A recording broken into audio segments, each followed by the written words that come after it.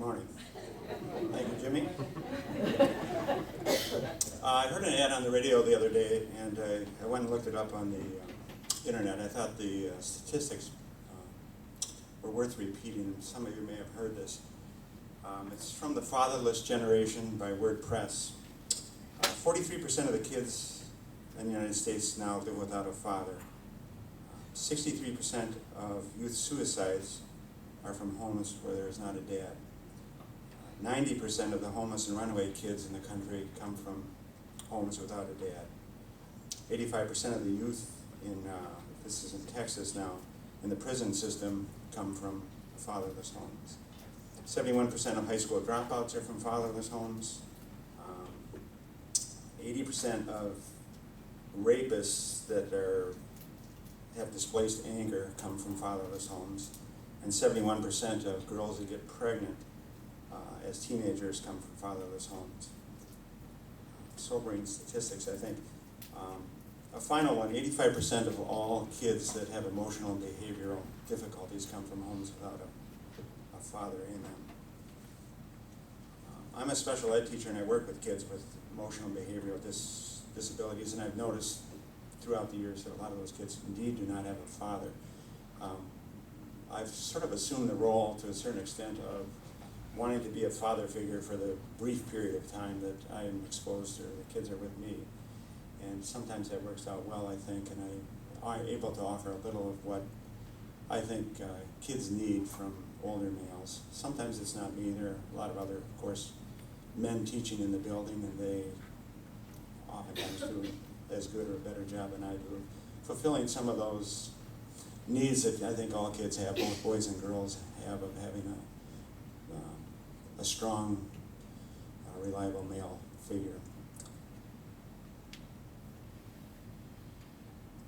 I think that what kids really need from men are the attention and the feeling that they are cared for.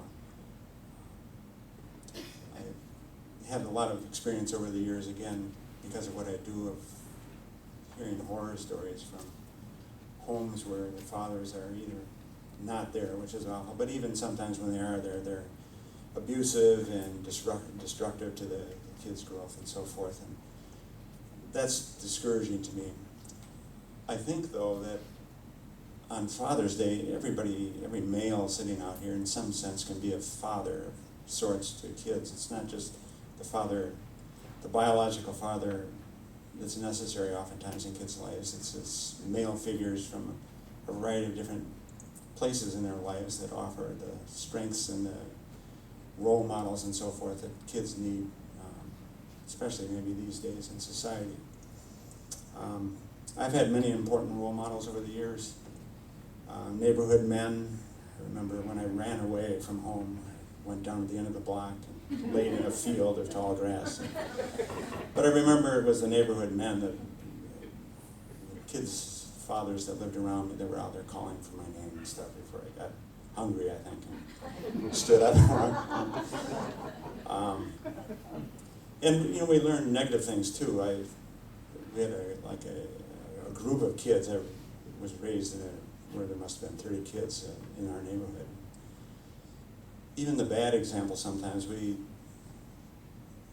did many things as kids. Mr. Swenson, for instance, took exception to the fact that we were throwing tomatoes at his house and gave us a different sort of look of what a male role model might or might not be. But by and large, I was lucky with the men that I grew up around. The teachers that I had were very important in my life. As I've gotten older, you reflect back and see the positive and negative aspects of those people, but more than anything, they were there. They cared about what they were doing, and they spent time with me and all the kids in school, and that was very important to me. My parents had a friend, a little younger than them, who influenced me greatly in life. He, although obviously not my father, was the one probably responsible for the college that I went to and for the major that I partook in college, and finally to getting me into graduate school and basically financing that whole experience for me. So a very powerful role model I have, or or have had in my life. And even some fictitious, Atticus Finch and To Kill a Mockingbird. I've learned a lot from Atticus, I think, in how to be a decent father. I was lucky enough to have a good father for both me and my sister. Some of the qualities that Dad had, I think, is, first of all, he was present. He was home for breakfast. He had the pleasure of eating with me, shoveling in my cereal, and he would be eating the shredded wheat. But he was there for me in the morning. And then in the evening, we would all eat as a family and listen to his stories, and he would listen to ours. And a very important aspect for me. So I appreciated him being present. He, as a matter of fact, decided not to go on to graduate school, which would have advanced him in his career.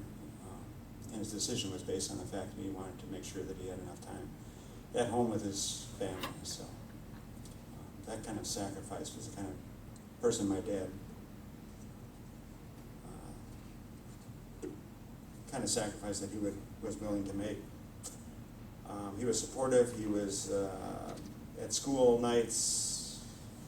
He went to my sporting events. He taught me tennis, taught me golf. He was also a good companion, another attribute of being a good dad, I think. As I got older, embarrassingly, I didn't always keep my cool on the tennis court. Dad sort of tolerated that because he and I were out there playing doubles. And I appreciated that.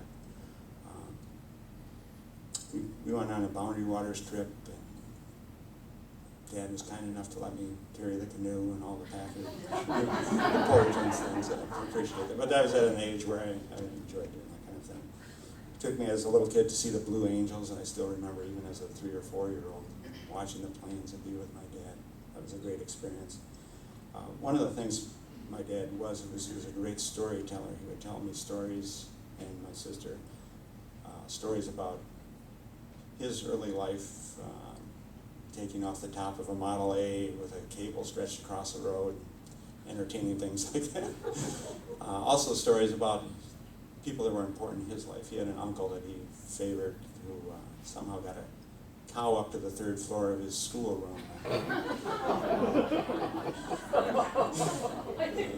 But it was always listening. Even when my kids were growing up, Dad would tell them stories. It was a great attribute that he had, one that I don't see too often. I try to, once in a while, instill it as a teacher, but I don't always succeed, I don't think.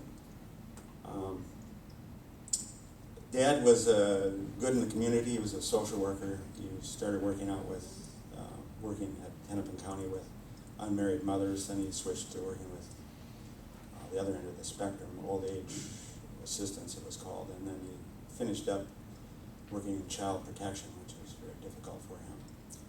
At the county, he was in charge of the blood drive for many years. He was also the PTA president for many years while my sister and I were in school. He was caring, and unlike some fathers I see today, he was not afraid to discipline me when I needed discipline. I never feared. I was kind of afraid when Dad got mad, but I didn't have the kind of fear that I see, unfortunately, in some of the kids I teach. Dad did not take kindly to me shooting through the screen at things outside with my BB gun, for instance. And he willing to give me feedback on some of my adventures like that. He also, I didn't find this out actually until he passed away.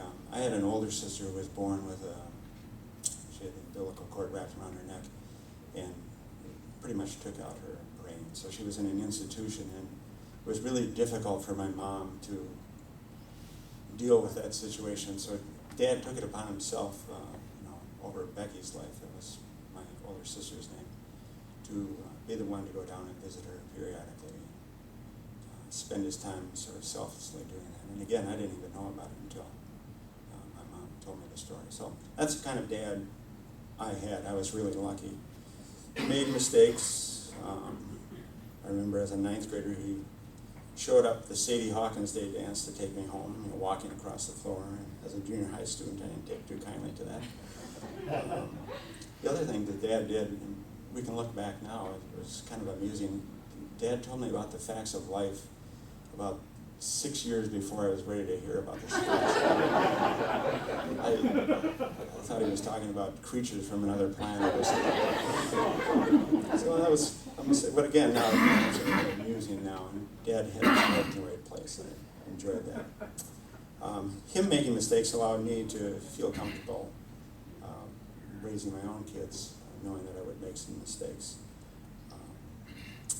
With Kyle, he and I, my older son, would, when there was a storm, we would rush under the sheets and make tents and, weather the storm under the sheets. On the other hand, with him, I drove by his school one day and I saw a lonely kid sitting by the flagpole and all the other kids playing. And as I drove past, I realized it was Kyle. And I really didn't know as a dad how to approach that situation. I mean, we talked about it and so forth, but I even to this day feel that maybe there was more that I could have done for him. Becky, as a youngster, she clung to her mother like I don't know what. But maybe a mistake I made with Becky was to get a little frustrated with her and her over attention to Pam. I don't think Pam particularly enjoyed that much closeness with her daughter, and sometimes it was frustrating just in terms of the logistics of what we had to do for me too. And I was sometimes impatient with her. We also went on a sailboating event on her 13th birthday that was a bit of a mistake, as I certainly didn't know how to sail. And we wandered around the lake sort of haphazardly and ended up being way downwind and having to get a ride home and so forth. So Becky looks back at that, I think, with amusement, which is great. So, certainly not a sailor. With Clay, he and I, for the same kind of a thing on his 13th birthday, went out to the Black Hills and we had a great time, but I did not maybe prepare as I should have, and we rounded a corner. And there, 20 feet away in the middle of the road, was a big male buffalo staring at us. So as a dad, probably I made some planning mistakes in that kind of trip. Luckily, we escaped from that. It was a little unnerving. It's hard for me as a dad, I think, to mask my disapproval. It's one of the mistakes I think I make as a dad. My family is well aware of when they're saying something that I disapprove of, because I scowl or have a certain expression, and I have apologized many times for that, but don't seem to be able to kick that habit. I would like to. A positive mistake that I make is fashion sense. I get a lot of feedback from my family about what I'm wearing and the colors and so forth, and I pull out my colorblind charts and pass the tests in front of them. Let them know that I'm probably on the cutting edge of fashion. I've gone to the kids' academic awards, sporting events, and the band concert. I've helped the kids with projects and homework. I've taught them things around the home and shared vacations and downtime with them. The big difference for me on Father's Day now is that in the past I would reflect upon what it meant to me with my relationship as a son to my dad. Now it's doubly enriching because I look at all the joy and the love that I get out of being a father myself. Happy Father's Day.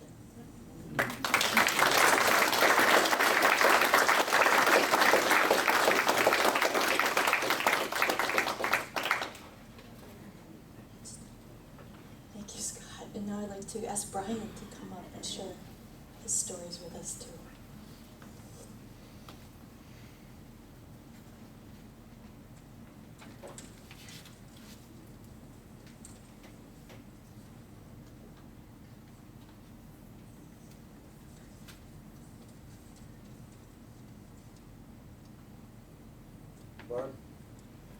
Ladies and gentlemen,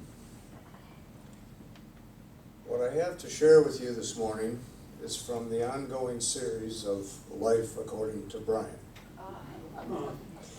Most of the stories are true, and some of the things that I learned after I was 54 years old. So it's looking back. September of 1953, my father died. I was 12 years old, And I've come to grips with the fact that I probably will never get over it completely. I was 12, and so Father's Day is a day of mixed emotions for me. Dad was a hardworking salesman. He represented the Knights of Columbus in the states of North Dakota and Montana in the 40s and 50s. He traveled a lot. He was gone a lot. And when he was home, as I think a lot of the fathers in the 40s and 50s, he didn't have a lot of time for the kids. And I think I created the perception out of the fact that Dad didn't spend a lot of time with me, that he didn't really like me. I found out much later that wasn't the case, but that's what I was living at that time.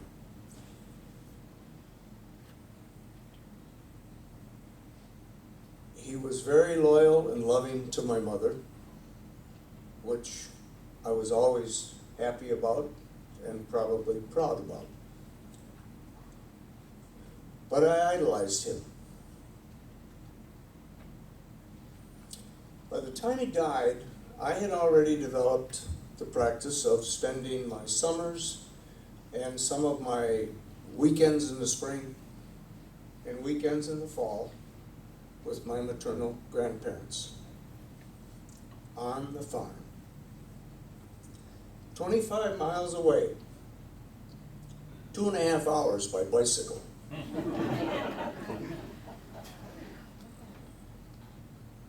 Grandpa, to me, is a term of endearment.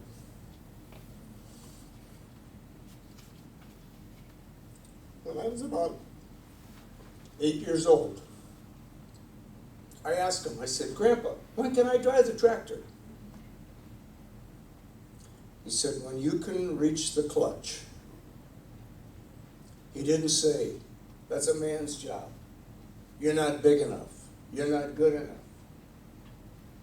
All I had to do was grow.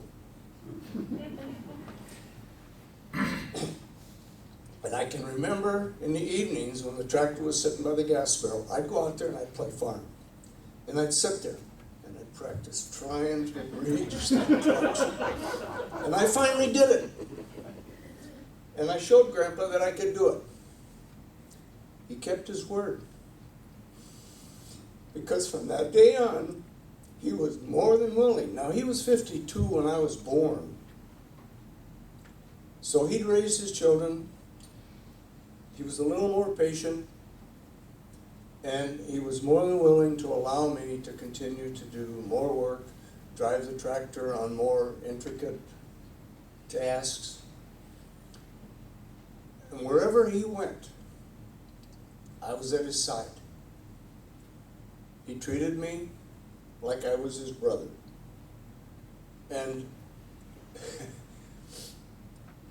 if you can imagine looking forward to going down to the farm on a Friday night, and you were going to clean the chicken house with Grandpa. And it was a double honor for me because, first of all, I got to be with Grandpa. But secondly, I knew he would let me drive the tractor. And I would pitch manure all day long if I could have driven the tractor at the end of the day. So, but he was my friend. And as Scott mentioned, there are grandparents. They don't have to be restricted to the biological family. A grandparent to me is an elder, statesman in the neighborhood, trustworthy. And if you're young and you don't have a father, look around the neighborhood. If there's a gentleman sitting out on the front step or on the back step, wander over. See what's going on in his mind. If you're a grandparent whose children live hundreds of thousands of miles away, sit out on the step. Go out on the back step. See if maybe a child doesn't wander up. and start to visit with him. I was blessed because next door to me lived a guy by the name of George. My grandpa was Harry. George was the guy next door. He was about the same age as my dad. And whenever George would be sitting out on the back step, or the front step, or if it was in the winter and the inside door of the house was open, that meant I was welcome. Or George wanted to talk to me. And he shared some wisdom with me. George was widowed with 2 teenage boys. And he, shortly thereafter, remarried a lady by the name of Hazel, who'd never been married, didn't have any children. So one day when his boys were in high school, Miles one day announced that he was going to go deer hunting in a couple of weeks. And George said, "Where are you going to get a gun? You got one?" "No, I'll borrow one." "Oh, okay." George didn't say anything more, and the boys got up and left. And Hazel was kind of upset. "George, you can't let him go deer hunting. He's never been deer hunting before. He could kill himself. You know, I mean, my goodness, what are you thinking?" No, and George was the guy that when he wanted to talk, he'd hitch up his pants. When he did that, you should be listening. So, "Nah, Hazel, everybody that's got a deer rifle uses it in deer season. He's not going to be able to borrow a gun." So a couple of weeks go by, and Miles was informing the family what he was going to do this next weekend, and George said, "I thought you were going deer hunting." "No, I couldn't find a gun." "Oh, okay." George told me. Now he said, "Brian, that was just one less thing I had to fight with Miles about." So I remembered that little bit of advice. When my eldest was 16 years old, we were discussing what time he was going to have to come in on Saturday night. And I said, "Doesn't Apple Valley have a curfew?" "Well, yeah, but it's midnight, and I'm 16 years old. I'm not a baby, you know. Midnight, come home." I said, "Well, call your city councilman. It's not my problem."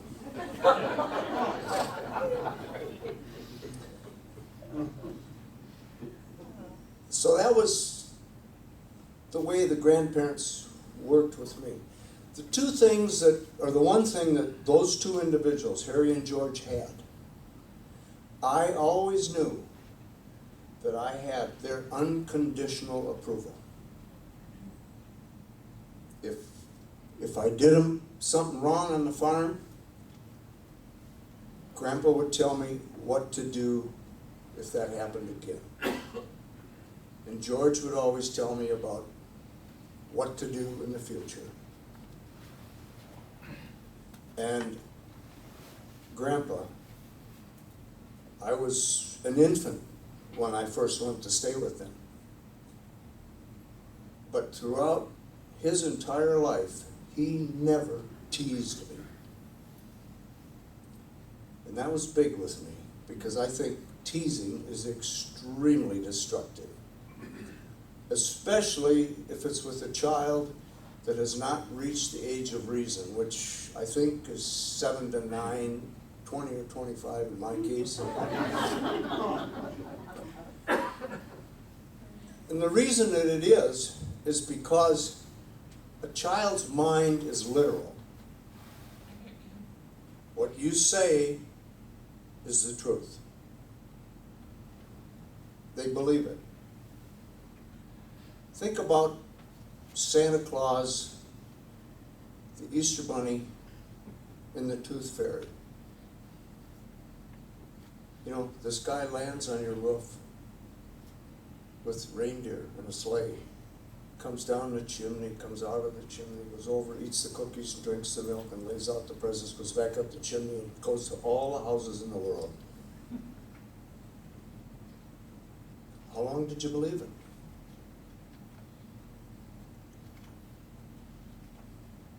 Have you ever played hide and seek with a little toddler? And you say, okay, go hide, I'll come find you. Okay, they go hide, and you say, are you ready? Yeah, where are you? I'm in the closet. It'll happen every time. I had 3 older half-sisters, and when the 2 of them would babysit me, and I told you I was 54 years old when I figured this out. Now these were girls in high school, and I was in grade school, and I'd say, Brian, let's play hide and go seek. Okay, you go hide. 2 hours later, I'm sitting in the bushes thinking, boy, I really got this game figured out. They'd never come looking for me, but I was off somewhere content.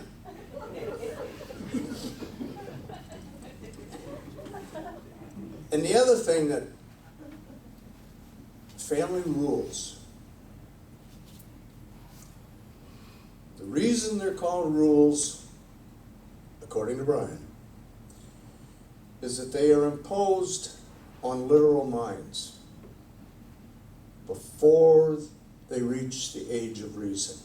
The rules I'm talking about, if you can't say anything good, don't say anything at all. Children are to be seen and not heard. Who do you think you are? The Queen of Sheba. Who do you think you are? King Tut. Don't tell all you know. And as I grew up, I thought I was the only family that had those stupid rules. I didn't think they were stupid. That was the law. Children to be seen and not heard, and if you can't say anything good, don't say anything at all. And 45 years later, I'm on a psychiatrist's couch and saying, they tell me I don't communicate very well. Really?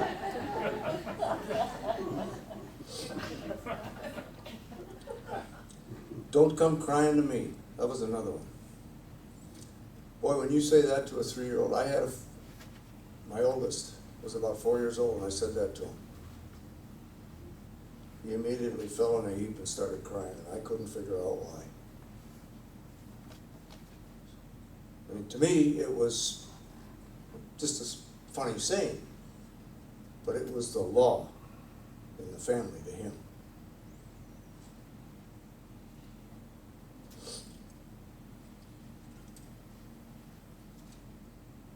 If I had it to do over again,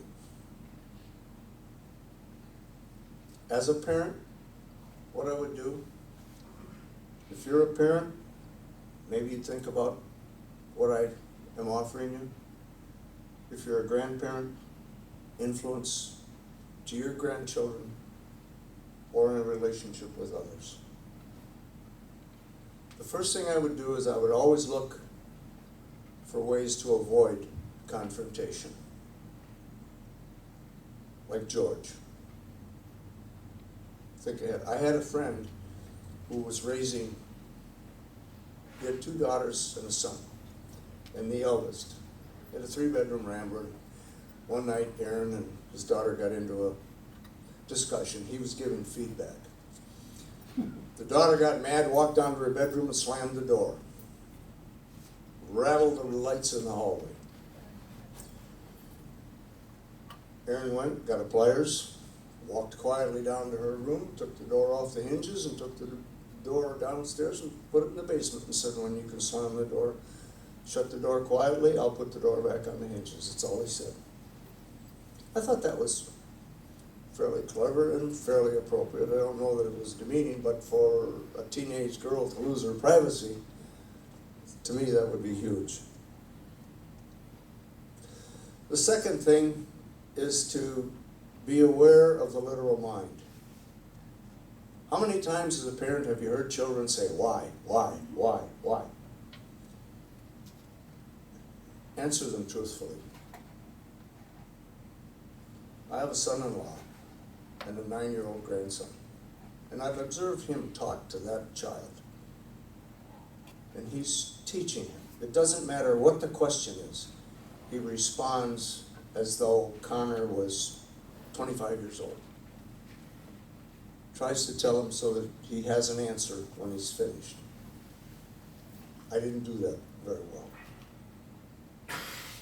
And And thirdly, to teach in a way like my grandpa taught me with the clutch. With a way that if you don't know it, I'm going to teach it to you so that you can confidently feel that you will learn it and not be stupid for not knowing it. To always make them feel like, you can learn this, you can figure it out. I had a great uncle. He was born in 1900. But his common phrase was always, if you were wondering about something, he'd say, get it on your mind. Get it on your mind. You will figure it out. What a wonderful admonition that was. And fourth, and I think it's probably the most important, is if nothing else, it was we as parents, make sure that our children know that we accept them and we approve of them. And just saying, I love you, doesn't necessarily cut it if the actions aren't there to support it. And the actions mostly come from time. I talked to some people about today's presentation, people in my group, the nearly departed, and the thing that they said unanimously was that grandparents have time. Be generous with it. And one avenue to feeling good about ourselves is to help somebody else feel good about themselves. Happy Father's Day.